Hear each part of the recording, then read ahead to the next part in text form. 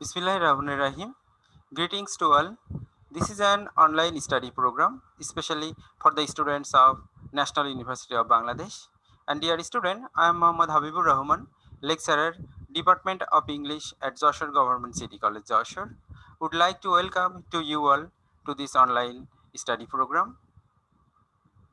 You have already known that your university, National University, has arranged this online study program, especially for you during this corona pandemic. And I have already completed four video lecture as a research person, and today I am with you with my fifth lecture. And let's start our today's discussion, and hopefully you are following this video lecture attentively, staying at home and continuing your study well.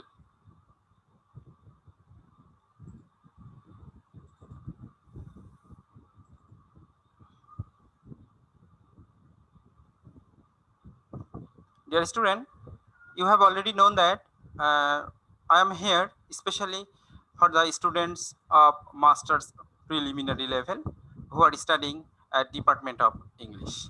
And in my last class, I delivered a lecture on the poem or ballad, The Rime of the Ancient Mariner, written by Samuel Taylor Coleridge. And today I am going to deliver a lecture on Kubla Khan, another famous poem written by S.T. Coleridge, who belongs to romantic poetry. And I am conducting the course named Romantic Poetry, and this is very important uh, course for your syllabus. So let's start our today's discussion. So at first, as usual, I will show you the learning outcome. After completing today's lecture, you will be understand these topics here. You will find the introduction of the poet and introduction to the poem Kubla Khan, background summary, subject matters, theme, or form of writing, speciality, or memorable quotations of the poem, and any question, analyze it, etc. So let's start our main discussion now. So at first, I will show you, as usual, the introduction of the poet, because you know that whenever we will study any poetry or piece of literature, so that times it is essential to understand or to know about the poet. So here you will have the introduction, Samuel Taylor Coleridge. This is the born 1772, and he's a very much famous for English Romantic movement, and he has the close affinity or friendship with William Wordsworth, and both writers together wrote the great poetry or piece of poetry, that is lyrical ballads, that is testimony of romanticism or romantic poetry. you know Samuel Taylor Coleridge. So another slide for the introduction of Samuel Taylor Coleridge here. In my previous lecture, I already discussed about him. Here you will find the Coleridge romantic poet, and his poetic imagination is unique, and Coleridge is fond of unusual and supernatural things. Samuel Taylor Coleridge is famous for supernaturalism. He is called poet of supernaturalism, like William Wordsworth called poet of nature. So here, Samuel Taylor Coleridge is called poet of supernaturalism. You have already known by studying the rhyme of the ancient mariner that I discussed in my fourth lecture.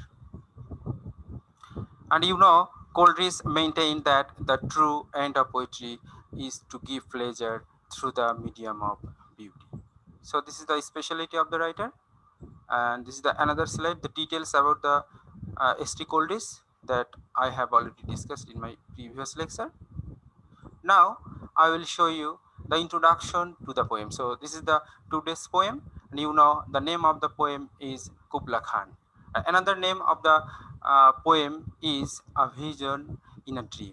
So Kubla Khan, this is the name of poem written by St. Coleridge, and another name, actually this is a vision, this is a dream. Actually, the indication of the poem found in a dream. So that is why the another name or another title of the poem is A Vision in a Dream, a fragment. So this is the fragment of a dream. Actually, this poem considered to be the one of the greatest poems by English romantic poet Samuel Taylor Coleridge. And here, in this poem, the speaker of the poem, especially the poet, envisions the landscape surrounding the Mongol rulers and Chinese emperor of Kublai Khan.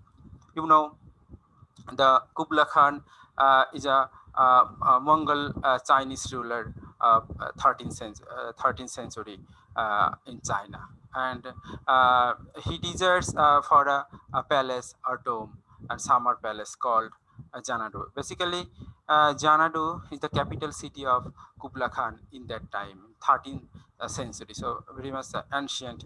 This is the image of Kublai Khan you will find, and there in this poem you will find the description as a place of beauty, pleasure, and violence. So Kublai Khan's desire to have a palace, and there will be a beauty, pleasure, and violence. The speaker suggests that these qualities are all deeply intertwined, and he announces a desire to build a pleasure palace of the speaker's own through song. So this is the objective thing, but after getting the objective things, the writers come to the subjectives. So at the very beginning you will have the description of Kublai Khan desires to have a palace, and at the end of the poem you will have the desire of the speaker of the poem. He also wants to have to build a pleasure palace. Actually, this is the imaginary writing of the poet.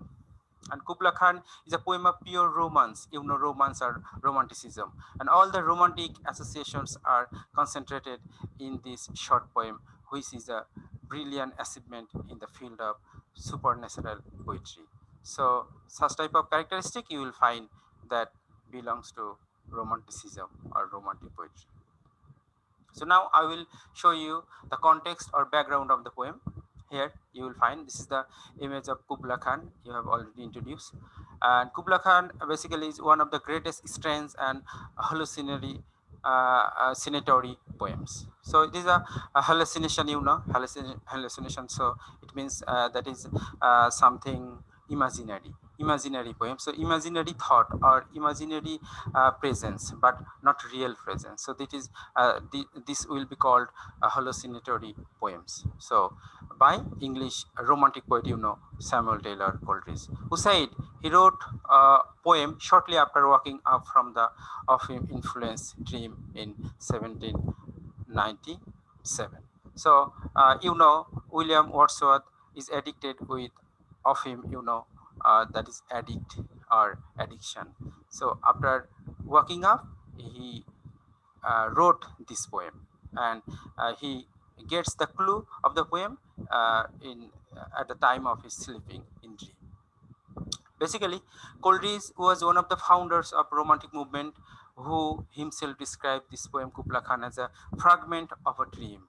Fragment or part, or a part of his dream, not the complete one. This is the fragment, a division, a vision seen perhaps under the influence of him, which he saw when he had fallen asleep after reading the account of Kubla Khan in an old book of travel written by Perses. Basically, the clue of Kubla Khan, he has found reading another book, travel book by Perses. There he find the mention of Kubla Khan. After getting the clue, he wrote this poem.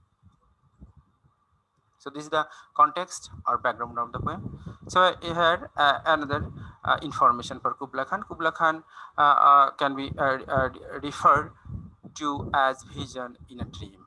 The poem takes its name from the text title from the Mongol and Chinese emperor. I have already discussed here. The Janadu words here, and the famous poem actually, and it is the testimony of romanticism or romantic poetry. Now I will discuss the summary of the poem. You will find this is the image of the palace of the Kubla Khan, imaginary image actually.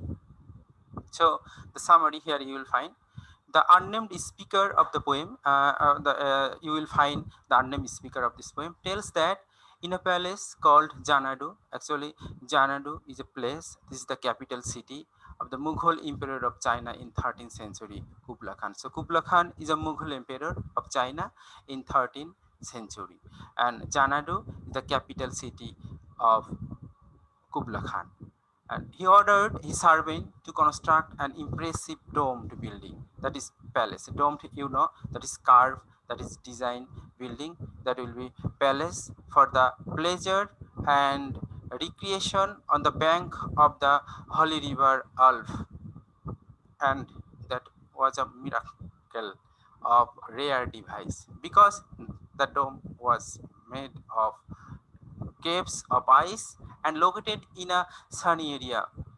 The speaker describes the constructing composition of Xanadu. So here in the very beginning, you will find the description of the palace, and this is the palace, and this palace for the only for the recreation and pleasure. The bank of holy river Alf. Alf, you know, Alif, the first letter of Arabic language. Alif. So from Alif, this is the Alf. So this is the name of river, the holy river. That is why it is holy, and that was the miracle of rare device. It is a miracle, it is outstanding things, and because the dome was made of caves of ice, so it will be made with ice, so it's a very much interesting and rare device and located in a sunny area. It's a very much sky high ambitions here of the Kublai Khan, and the speaker describes the constructing composition. So this is the contrasting composition of Janatu. So that is very much unique. That is very much unusual composition or description you will find in the poem at the very beginning. Now, another slide for the summary. While there are gardens blossoming with incense-bearing trees, sunny stops of the greenery across the deep romantic chasms in the Janadu, there was canvas measureless to man. So in the poem, you will find the description, you will find the a description of the dome or natural scenery, and actually the language of the poem is very much complicated. Here you will find the complicated, and also the description also complicated here. The sunny spot of greenery across the deep romantic chasm, you know, there will be Janadu, and the caverns measureless to man. So caverns actually is the a measureless place, or the a huge empty place that is really unmeasurable to man. So there is no chance to go there of man. So this is the caverns. So such type of things is wanted by Kublai Khan. That is very much unusual.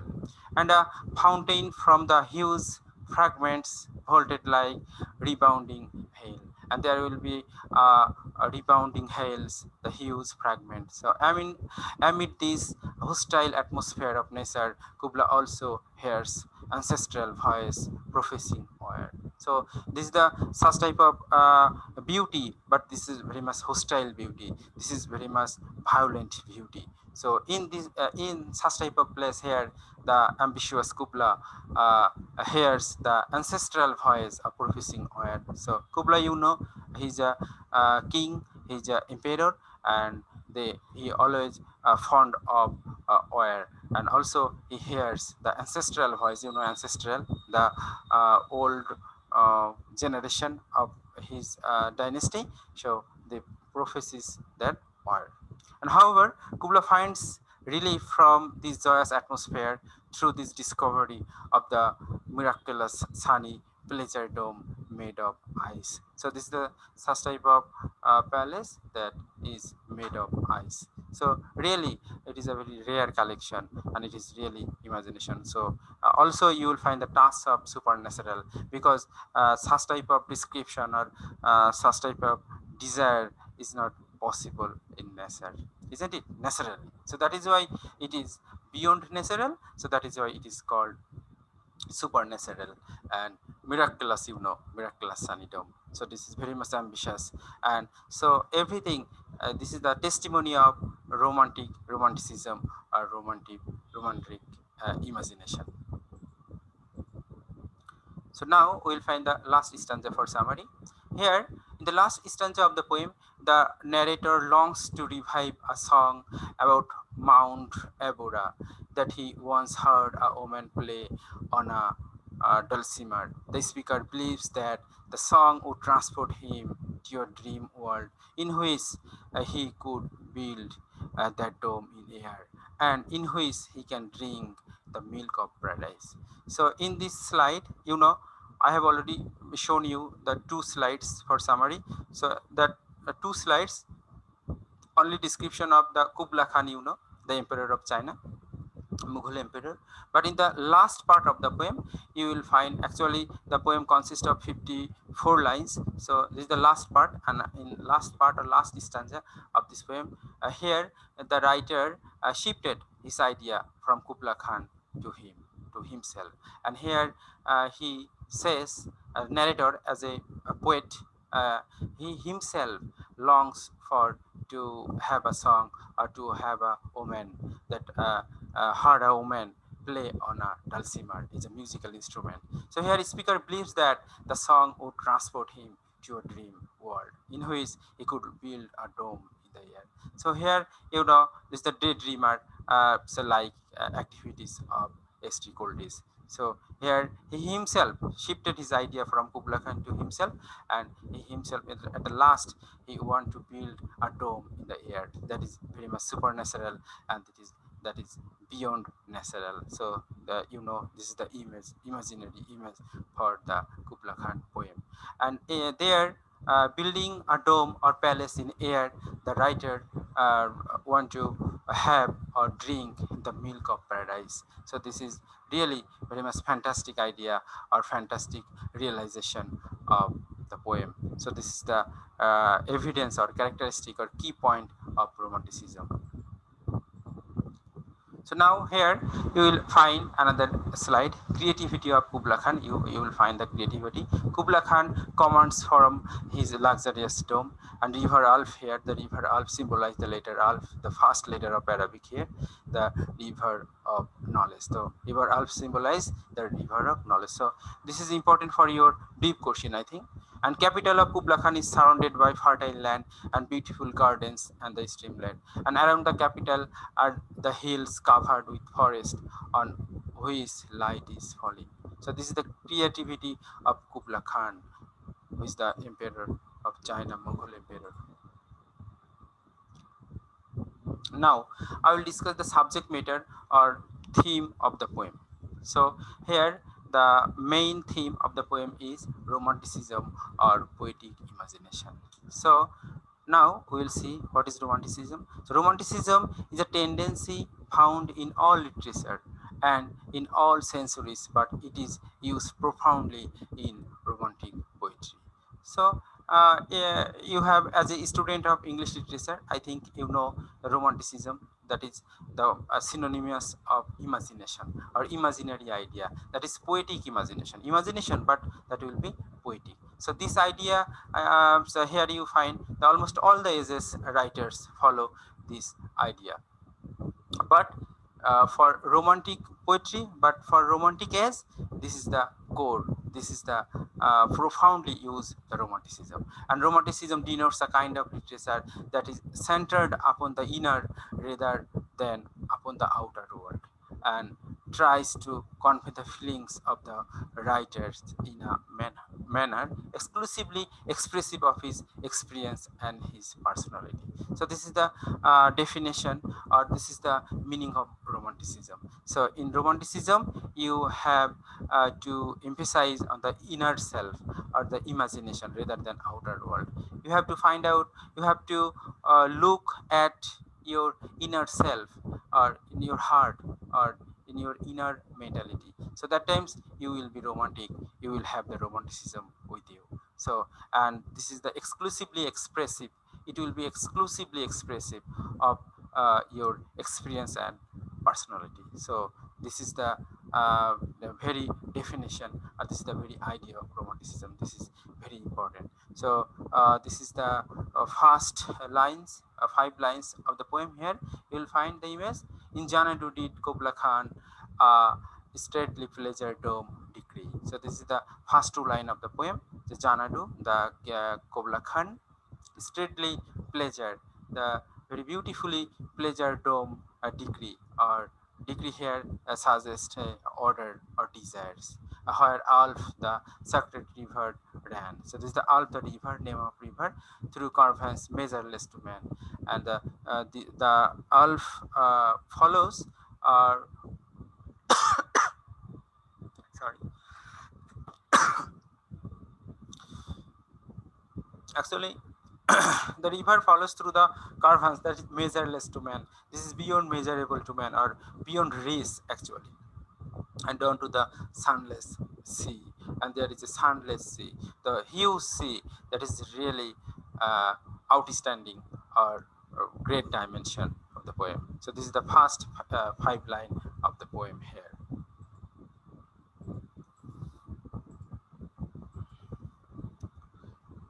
Dear student, you have already understood that the romanticism is the main idea or main things of this poem. So that is why we have to understand romanticism in details. And we are studying romantic poetry. The course name is romantic poetry, and so that is why romanticism is the core concept of all the writers of romantic poetry. So that is why we have a chance today here to understand romanticism in details. So here you will find the silent characteristic of romanticism, and I think you have already understood that this point, or this idea or idea of romanticism, is very much applicable or essential for all the poets of who belong to romantic period.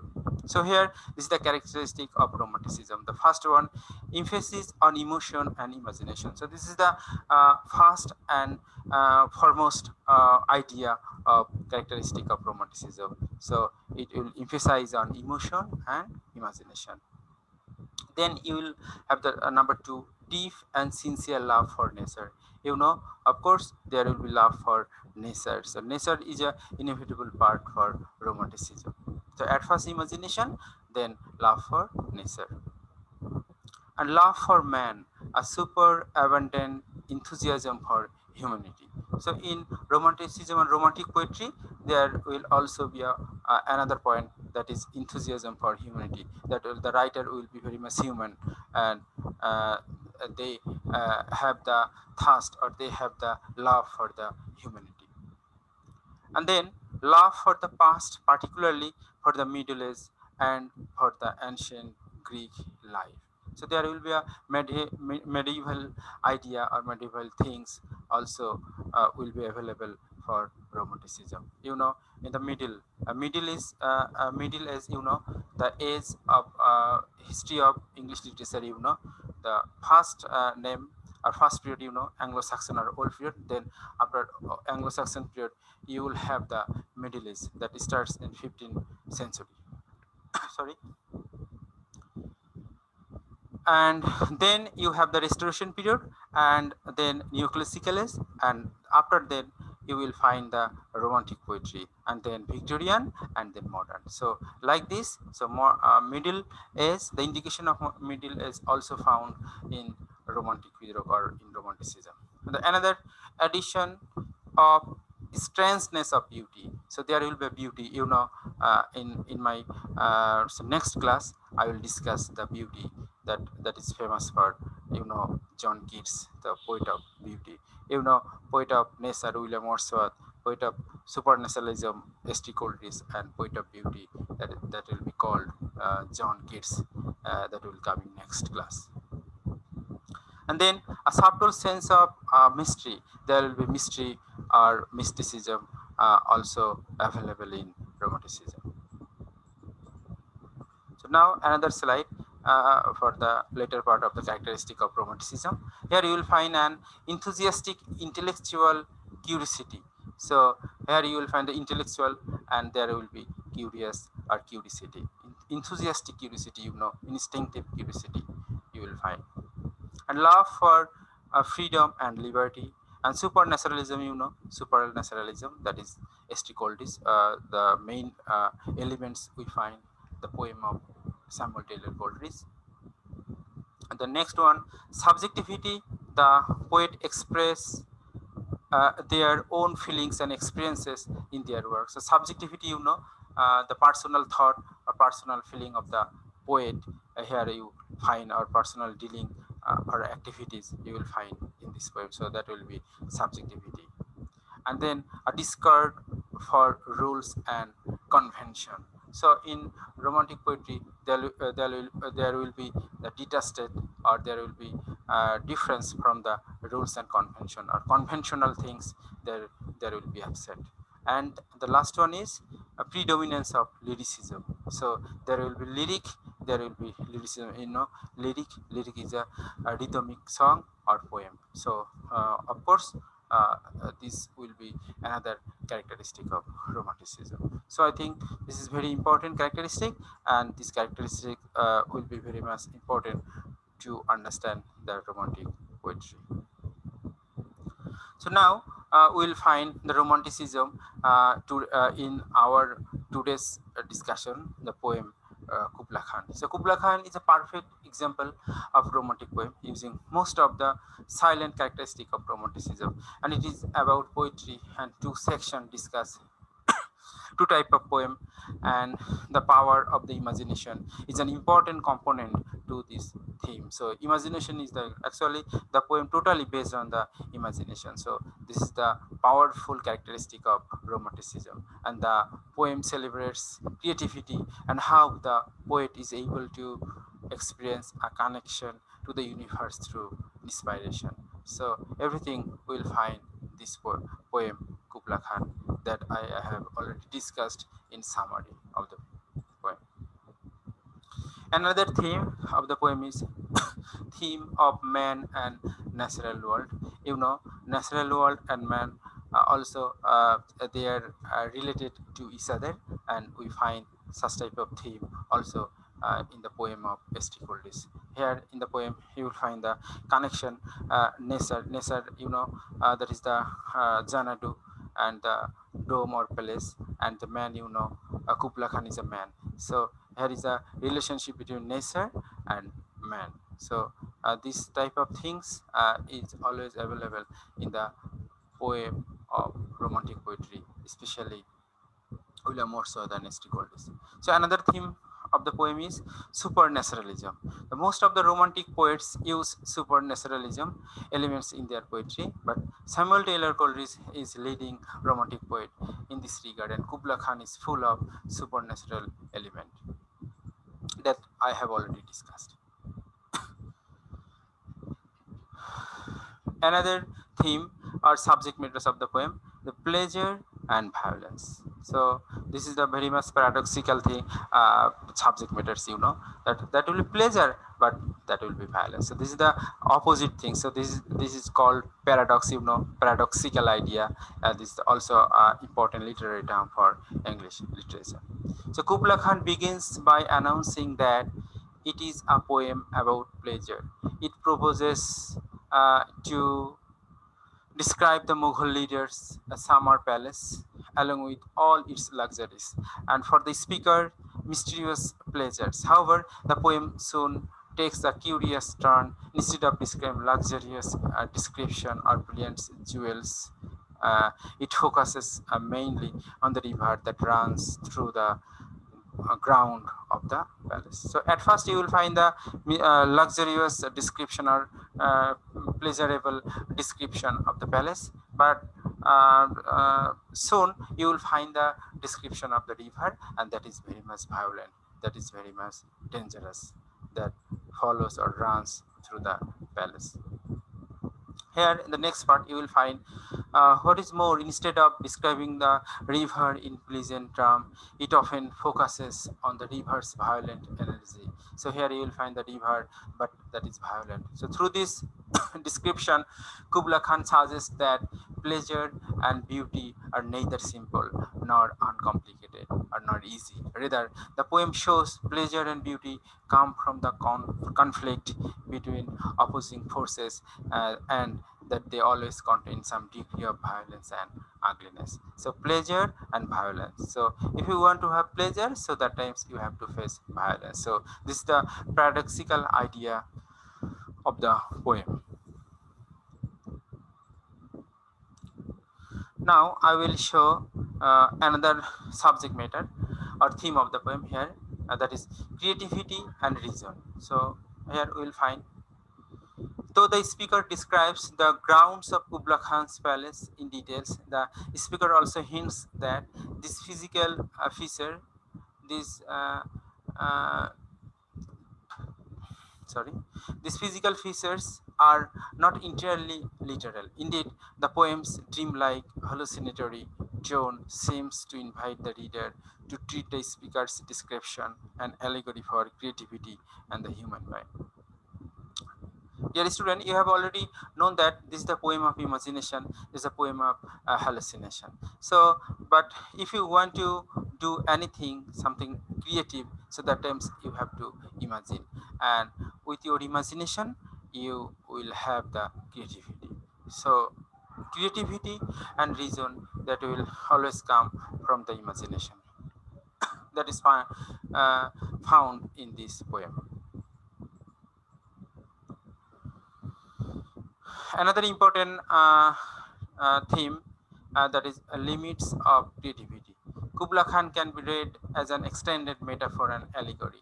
So, power of human creativity, with the river that runs through the grounds of the palace, serving as a map of the human psyche and its creative power. The speaker remains doubtful about his own capability to realize that creative potential, though the speaker wants to build a pleasure dome of his own, and he only fantasizes about doing so. Though Kubla Khan celebrates the power of human creativity, it also recognizes that such creativity is limited, fragile, and quickly lost. So here, by this slide, we will find that there is a limitation of creativity. So man has the limitation. That is why the poem is not complete. This is the fragment of the poem. So here, by these things here, the speaker or the writers remain doubtful about his own capability, that to realize that the creative potentiality.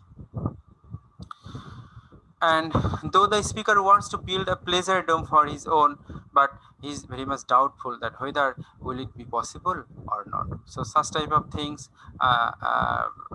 proves that there is a limitation of creativity. So this is another important theme of the poem.